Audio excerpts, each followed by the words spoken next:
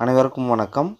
வாக்குப்பதிவு முடிந்த பிறகு ப்ரிசைடிங் ஆஃபீஸர் ஜோனல் ஆஃபீஸரும் கொடுக்க வேண்டிய மிக முக்கியமான படிவமான 17C account of votes recorded படிவத்தை எவ்வாறு நிரப்புவது அப்படிங்கிற பற்றி அந்த வீடியோவில் பார்க்க போகிறோம். 17C படிவத்தில் ஃபஸ்ட்டாக அசம்பிளி கான்ஸ்டியூன்சின்னு கேட்டிருந்தாங்கன்னா அதோட நம்பர் நேமும், பார்லிமெண்ட்ரி கான்ஸ்டியூன்சின்னு கேட்டிருந்தாங்கன்னா அதோட நம்பர் நேமும் எழுதிக்கங்க.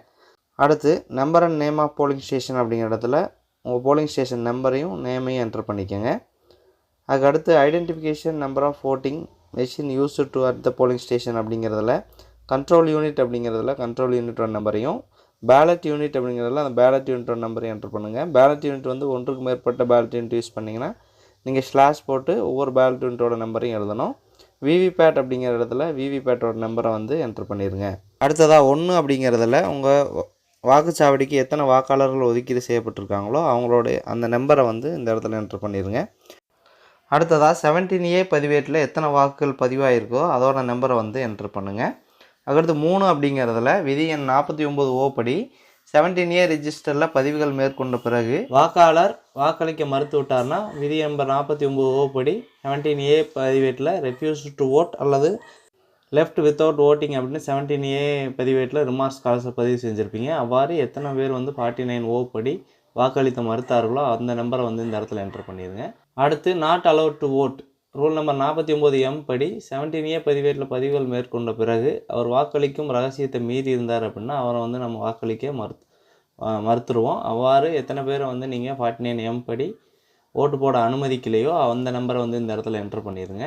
அடுத்து 5ஆவதாக வந்து 49MA டெஸ்ட் ஓட்டு வாக்காளர் வாக்களித்த போது அவருடைய வாக்களித்த வேட்பாளரோட சின்னமும் பெயரும் வராமல் வேறு வேட்பாளரோட பெயரும் சின்னமும் வருது அப்படின்னு கம்ப்ளைண்ட் பண்ணாங்கன்னா அந்த டயத்தில் மறுபடியும் 17Aவில் வந்து பதிவுகள் மேற்கொண்டு ஏஜென்ட் முன்னிலையில் வந்து வாக்களிப்போம். அந்த மாதிரி ஏதாவது டெஸ்ட் ஓட் வந்து நீங்கள் கண்டக்ட் பண்ணியிருந்தீங்கன்னா அதோட டோட்டல் நம்பருங்கிறதுல அந்த எத்தனை டெஸ்ட் ஓட் கண்டக்ட் பண்ணோம் அதோட நம்பரும், serial numbers of electors in 17A அப்படிங்கிறதுல எந்தெந்த சீரியல் நம்பரில் டெஸ்ட் அவுட் கண்டக்ட் பண்ணிங்களோ அந்த சீரியல் நம்பர்ஸும் என்டர் பண்ணிக்கோங்க. அடுத்து பி அப்படிங்கிறதுல யாருக்கு அந்த டெஸ்ட் அவுட் வந்து எந்தெந்த கேண்டிடேட் போட்டாங்களோ அந்த விவரத்தை வந்து நீங்கள் இந்த இடத்துல ஃபில் பண்ணிடுங்க. அடுத்து கண்ட்ரோல் யூனிட்டில் டோட்டல் ப்ரெஸ் பண்ணி அந்த மிஷினில் எத்தனை ஓட்டுகள் காட்டுதோ அந்த நம்பரை வந்து இந்த இடத்துல என்டர் பண்ணிடுங்க. அடுத்து மிஷினில் இருக்க ஓட்டு 17Aவில் இருக்கக்கூடிய அந்த ஓட்டோட அந்த 49M 49O இதெல்லாம் கழிச்சதுக்கப்புறம் வரதோட டேலி ஆகுதான்னு கேட்குறாங்க. டேலி ஆகும்போது எஸ் இட் டேலிஸ்ன்னு என்டர் பண்ணிடுங்க.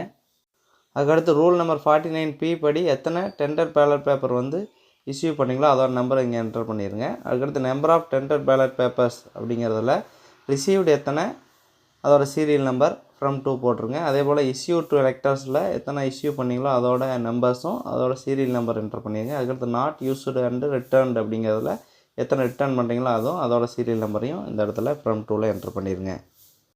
அடுத்து அக்கௌண்ட் ஆஃப் பேப்பர் சீல்ஸ், அதாவது எத்தனை பேப்பர் சீல் ஃபஸ்ட்டு இதில் எத்தனை பேப்பர் சீல்ஸ் அப்ளை பண்ணாங்களோ அதோட நம்பரும் அதோட சீரியல் நம்பர்ஸும் என்ட்ரு பண்ணிடுங்க. ரெண்டாவதாக இருக்கக்கூடிய பேப்பர் சீல்ஸ் யூஸ்டு அப்படிங்கிறதுல எத்தனை பேப்பர் சீல் யூஸ் பண்ணிங்களோ அதோட நம்பரும் அதோட சீரியல் நம்பரை கீழே என்ட்ரு பண்ணிடுங்க. அடுத்து unused paper seals return to returning ஆஃபீஸருங்கிறதுல எத்தனை பேப்பர் சீல்ஸ் வந்து நீங்கள் அன்யூஸ்டாக ரிட்டர்ன் பண்ணுறீங்களோ அதோட நம்பரையும் அதோட சீரியல் நம்பரையும் என்ட்ரு பண்ணிடுங்க.